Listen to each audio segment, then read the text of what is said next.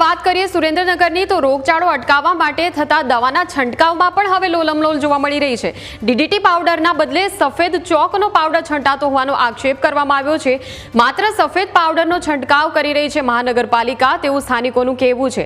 આખા ગુજરાતમાં આ જ ચૂનાના પાવડરનો છંટકાવ કરાય છે તેવું ડેપ્યુટી કમિશનરનું કહેવું છે। સુરેન્દ્રનગરના સ્થાનિકોએ પાલિકાના કામદારોને સવાલ કર્યા હતા। આ જંતુનાશક દવા એ કયા પ્રકારની છે તે અંગે પૂછવામાં આવતા તેમની પાસે કોઈ જવાબ ન હતો। ત્યારે જવાબદાર અધિકારીને સ્થળ પર બોલાવી લેવાયા અને તેમણે કહ્યું કે આ માત્ર ચૂનાનો પાવડર છે।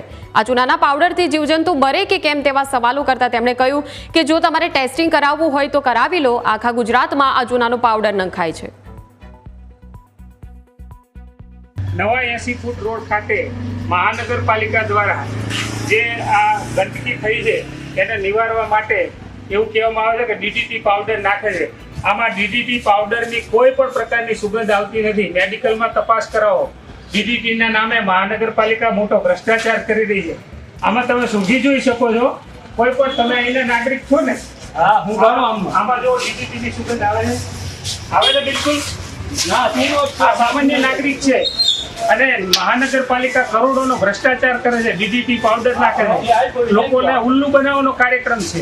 કમિશનર, નાયબ કમિશનર અને જવાબદાર પદાધિકારીઓ છે એ લોકોને ઉલ્લુ બનાવવાનો કાર્યક્રમ કરે છે। ડીડીટીના નામે માત્ર ને માત્ર ચૂનો નાખી અને આવું સફેદ દેખાડી અને એમ કહે છે કે અમે ડીડીટી પાવડર નાખીએ છીએ।